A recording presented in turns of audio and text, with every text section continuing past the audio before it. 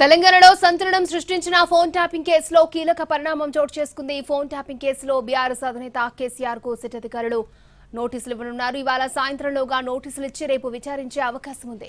Panjagutta police స్టేషన్లో నమోదైన ఫిర్యాదుపై కేసీఆర్ ను విచారించనున్నట్టు తెలుస్తోంది. ప్రధానంగా ఇప్పటివరకు ఈ కేసుకు సంబంధించి మాజీ మంత్రులు కేటీఆర్, హరీష్ రావుతో పాటు మాజీ ఎంపీ సంతోష్ రావులను సిట్ విచారించింది. ఇప్పుడు కేసీఆర్ ను విచారించాలని సిట్ నిర్ణయించింది. ఇందులో భాగంగానే ఎర్రవల్లి ఫామ్ హౌస్ లో కేసీఆర్ కు నోటీసులు అందించి అక్కడే విచారణ చేపట్టేందుకు సిట్ అధికారులు రెడీ అవుతున్నట్లుగా తెలుస్తోంది. రెండేళ్లుగా కొనసాగుతున్న ఫోన్ ట్యాపింగ్ కేసు చివరి అంకానికి చేరుకున్నట్టుగా కనిపిస్తోంది. ఫోన్ ట్యాపింగ్ కు పాల్పడిన పోలీసు అధికారులను విచారించి వారిని రిమాండ్ కి తరలించారు. ఆ తర్వాత ఫోన్ ట్యాపింగ్ లో బాధ్యులుగా ఉన్న వారిని విచారించి వారి నుంచి వాంగ్మూలాల్ని నమోదు చేశారు. గత ప్రభుత్వ పెద్దలుగా ఉన్న కేటీఆర్, హరీష్ రావు, సంతోష్ రావులను ఇప్పటికే సిట్ అధికారులు విచారణ చేశారు. కేసులో భాగంగా మాజీ ముఖ్యమంత్రిని సిట్ అధికారులు విచారించే ప్రయత్నాలు జరుగుతున్నాయి. ఫామ్ హౌస్ లో కేసీఆర్ కు నోటీసులు అందజేసి అక్కడే విచారణ చేపట్టే అవకాశం ఉంది. అయితే కేసీఆర్ ఈ విచారణకు హాజరవుతారా లేదా అనేది ఉత్కంఠగా మారింది.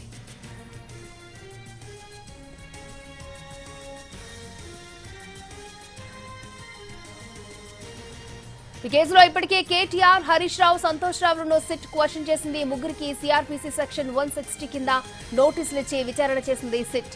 కమాండ్ కంట్రోల్ సెంటర్ లో కాసేపట్లో సిట్ అధికారులు భేటీ కాబోతున్నారు. కేసీఆర్ కి ఎవరున్న నోటీసులపై చర్చించనున్నారు. కేసీఆర్ ఇంటి దగ్గర లేదా ఫామ్ హౌస్ లో నోటీసులు ఇచ్చేదానిపై చర్చించనున్నారు. సాయంత్రంలోగా కేసీఆర్ కి నోటీసులు ఇవ్వాలని నిర్ణయించినట్టుగా తెలుస్తోంది.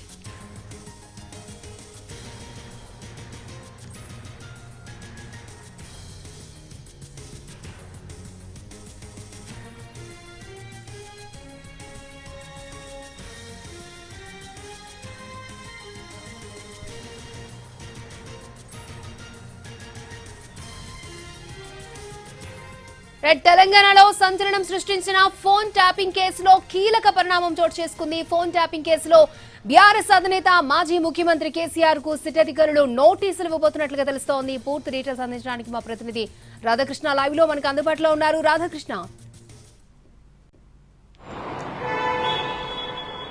అక్షయ ఊహించినట్లుగానే ఫోన్ ట్యాపింగ్ కి సంబంధించిన కేసులో కేసీఆర్ కి నోటీసులు జారీ చేసేందుకు సిట్ అధికారులు అయితే రంగం సిద్ధం చేస్తున్నారు. ఇవాళ మధ్యాహ్నం కమాండ్ కంట్రోల్ సెంటర్ లో సిట్ బృందం, ప్రభుత్వం నియమించిన హైదరాబాద్ సిపి ఆధ్వర్యంలో ఉన్న సిట్ బృందం ప్రత్యేకంగా సమావేశం కాబోతుంది. ఈ సమావేశం తర్వాత సిట్టు నోటీసులు జారీ చేసేందుకు అవసరమైన ఏర్పాట్లు చేయబోతుంది. అయితే ఈ సిట్టుకు సంబంధించిన అధికారులు కేసీఆర్ కి ఎక్కడ నోటీసులు ఇస్తారనేది ప్రస్తుతం తేలాల్సి ఉంది. ఎందుకంటే ప్రస్తుతం కేసీఆర్ ఫామ్ హౌస్ లో ఉంటున్నారు కాబట్టి మరి ఫామ్ హౌస్ కు వెళ్లి అక్కడ నోటీసులు జారీ చేస్తారా, లేదా అధికారిక నివాసం కేసీఆర్ కి సంబంధించింది నందీనగర్ లో ఉంది కాబట్టి నందీనగర్ కు వెళ్లి అక్కడ ఉన్న ఇంట్లో ఉన్న వాళ్ళకి కానీ లేదా అక్కడ ఉన్న సెక్యూరిటీ సిబ్బందికి కానీ నోటీసులు ఇస్తారా అనేది కూడా వేచి చూడాల్సి ఉంది. కొంత ఉత్కంఠత అయితే ఒకవైపు కొనసాగుతుంది. అలాగే ఒకవేళ కేసీఆర్ నోటీసులు కనుక తీసుకుంటే సిట్ అధికారులు జరిపే విచారణకు హాజరవుతారా లేదా, ఇదొక టెన్షన్, ఉత్కంఠత ఒకవైపు అయితే కొనసాగుతుంది. మరి లీగల్ ఒపీనియన్ కి ఏమన్నా వెళ్తారా, లేదా సిట్ ఒకవేళ నోటీసులు జారీ చేస్తే విచారణకు హాజరవుతారా, ఇది వేచి చూడాల్సిన అంశం ఒక ఎత్తు అయితే, మరొక వైపు హరీష్ రావు, కేటీఆర్, సంతోష్ రావు వీళ్ళ ముగ్గురు విచారణ తర్వాత చివరగా మిగిలింది కేసీఆర్. ఖచ్చితంగా కేసీఆర్ కూడా నోటీసులు జారీ చేస్తారని అందరూ ఊహించారు.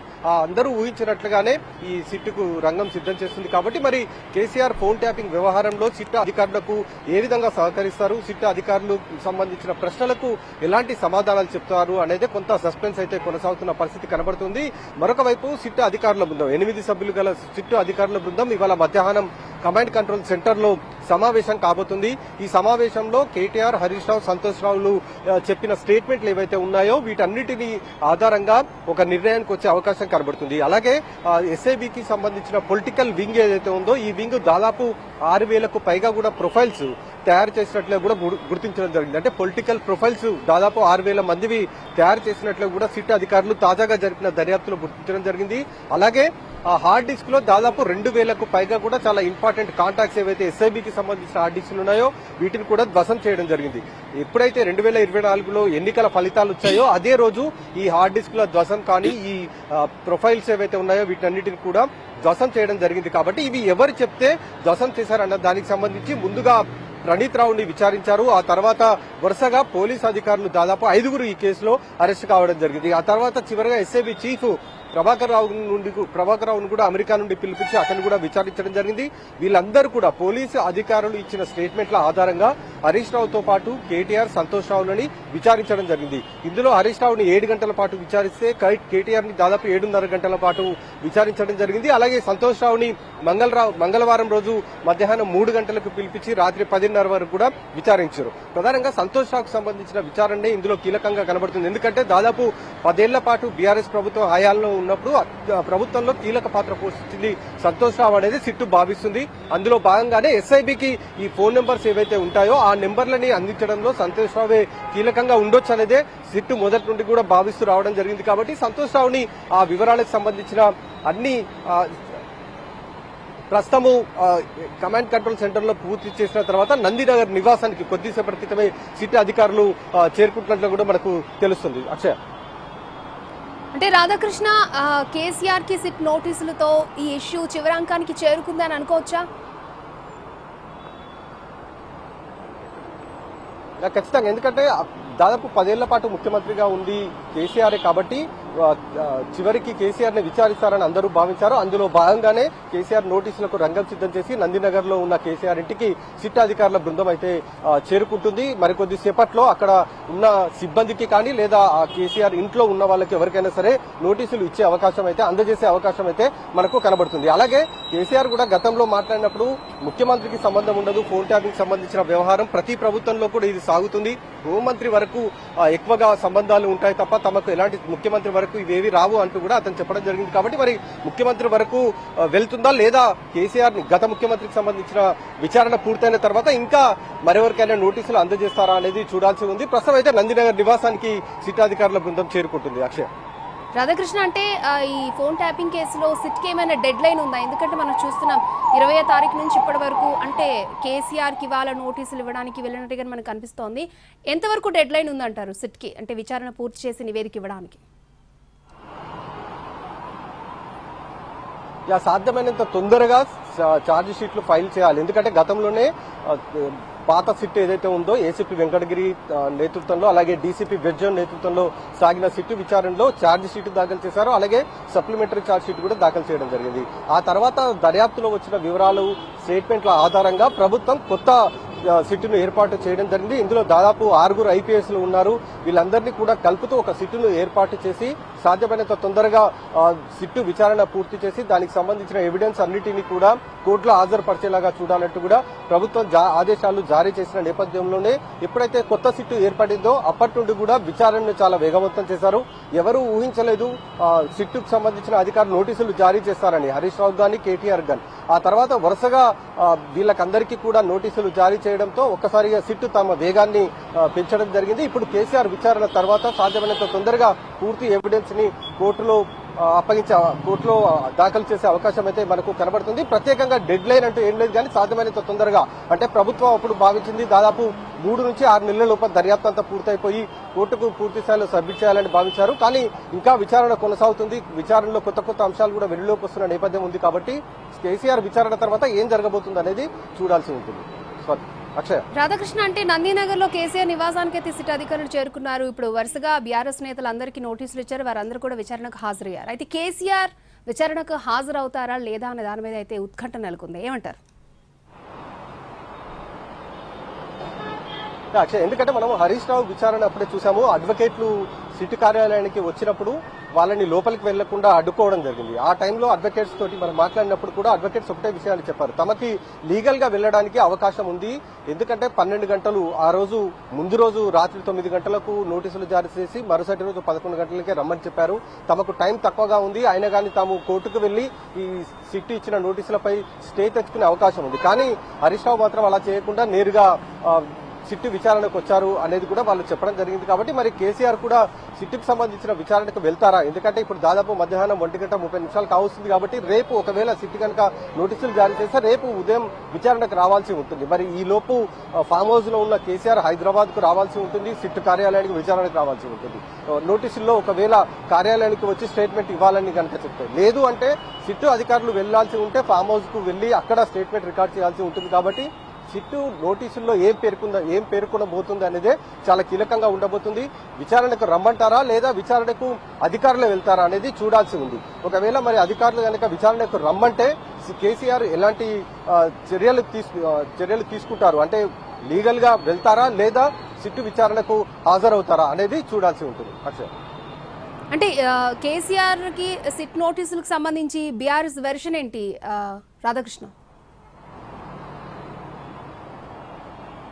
బీఆర్ఎస్ నాయకులు చెప్తూనే ఉన్నారు, అంటే మొదటి నుండి కూడా తాము ఊహిస్తున్నాము ఖచ్చితంగా గత ప్రభుత్వంలో ఎవరైతే కీలకంగా ఉన్నారో వాళ్ళకందరూ కూడా ఖచ్చితంగా నోటీసులు జారీ చేస్తుంది, వాళ్ళందరినీ కూడా సిట్టు కార్యాలయానికి పిలిపిస్తారనేది కూడా చెప్తూ రావడం జరిగింది. హరీష్ రావుతో పాటు కేటీఆర్, సంతోష్ రావుల విచారణ సందర్భంగా కూడా బీఆర్ఎస్ పార్టీ నాయకులు కావచ్చు, విచారణకు హాజరైన కేటీఆర్, హరీష్ రావు, సంతోష్ రావులు కావచ్చు, వీళ్ళు ముగ్గురు కూడా పొలిటికల్ గా తమను ఎదుర్కోలేకనే ఈ విధంగా ఫోన్ ట్యాపింగ్ పేరుతో కాలయాపన చేస్తున్నారు, తమని వేధింపులకు గురి చేస్తున్నారంటూ కూడా చెప్పడం జరిగింది. అలాగే ఇప్పుడు మున్సిపల్ ఎన్నికలు, పురపాలక శాఖకు సంబంధించిన ఎన్నికలు కూడా ప్రకటన చేశారు కాబట్టి వీటిలో ఎదుర్కోలేకనే తమ పైన ఇలాంటి ఫోన్ ట్యాపింగ్ అడ్డు పెట్టుకుని తమను వేధించడం అనేది చేస్తున్నారంటూ కూడా బీఆర్ఎస్ నాయకులు చెప్తూ రావడం జరిగింది. అలాగే కొంతమంది నాయకులు కూడా చెప్తూ ఉన్నారు, మొదటి నుండి కూడా తాము ఊహిస్తూనే ఉన్నాము ఖచ్చితంగా కేసీఆర్ వరకు వెళ్తారు, కేసీఆర్ కి ఫోన్ ట్యాపింగ్ అంశంలో నోటీసులు జారీ చేస్తారని. కాబట్టి బీఆర్ఎస్ నాయకులు కూడా కొత్తగా వాళ్ళేమీ ఆశ్చర్యపోవట్లేదు, ఖచ్చితంగా నోటీసులు ఇస్తారని తాము ముందు నుండే భావిస్తున్నాం కాబట్టి అందులో భాగంగానే దర్యాప్తులో భాగంగా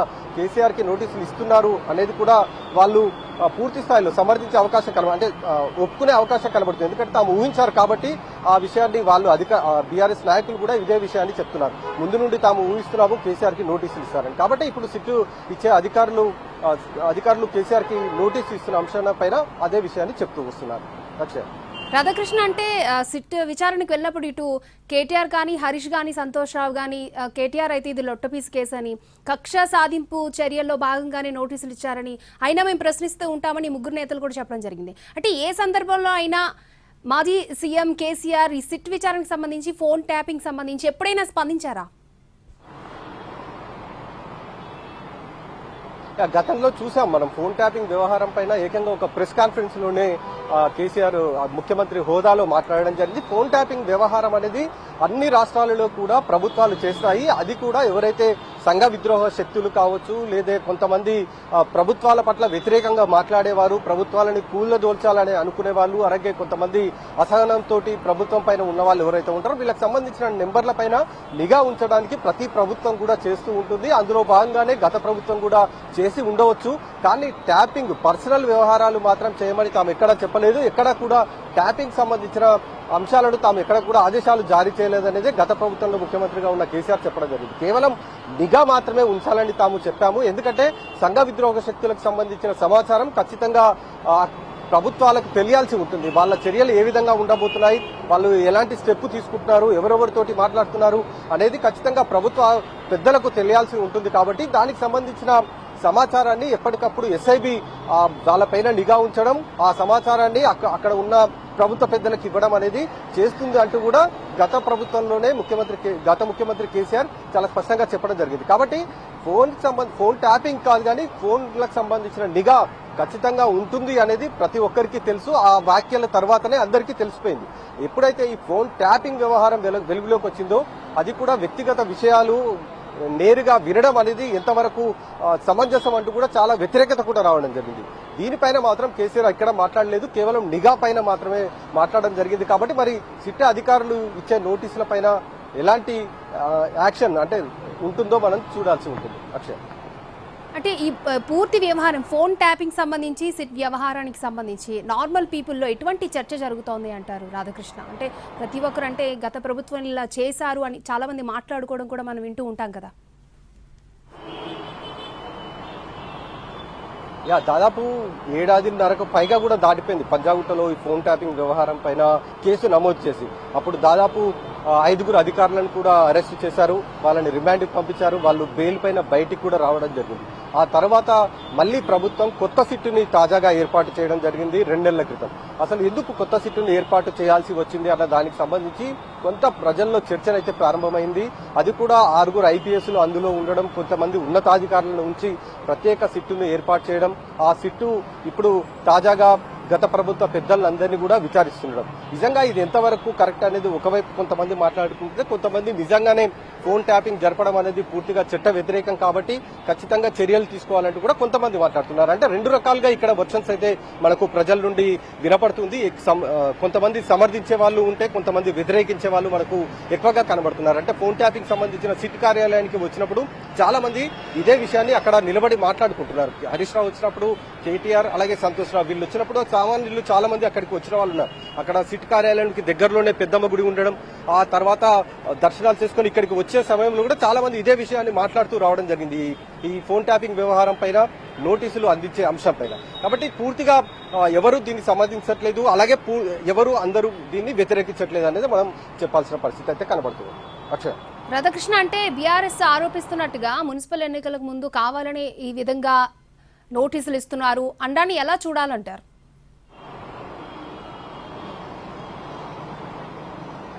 నాకు ఖచ్చితంగా అంటే ఇప్పుడు పురపాలక శాఖకు సంబంధించి ఇప్పటికే ఎన్నికల నోటిఫికేషన్ జారీ చేయబడింది. అలాగే నిన్న దాదాపు ఎవరైతే నామినేషన్లు వేసే వాళ్ళు ఉన్నారో వాళ్ళందరూ కూడా నామినేషన్ల ప్రక్రియ కొనసాగుతుంది, వేస్తూ ఉన్నారు.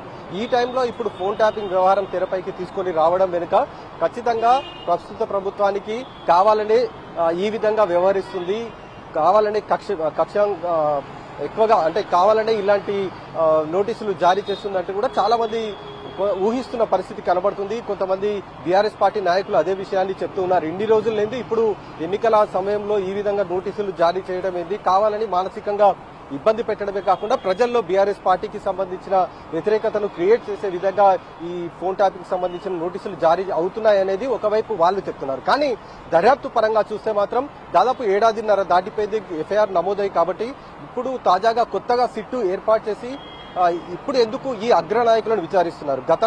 గతంలో దర్యాప్తు బృందం ఎందుకు హరీష్ రావు గాని, కేటీఆర్ గాని, సంతోష్ రావులను ఎందుకు విచారించలేదు? ఇప్పుడు ఈ కొత్త సిట్ ఎందుకు విచారిస్తుంది అనేది కొంత అనుమానాలకు దారితీస్తున్న పరిస్థితి ఉన్నట్లు కూడా మనకు చాలా మంది ప్రజలు మాట్లాడుకుంటుంటే మనం వింటున్నాము. అదే విషయాన్ని చెప్తున్నాం తప్ప ఎక్కడ కూడా మనం ఈ విషయాన్ని అయితే చెప్పట్లేదు.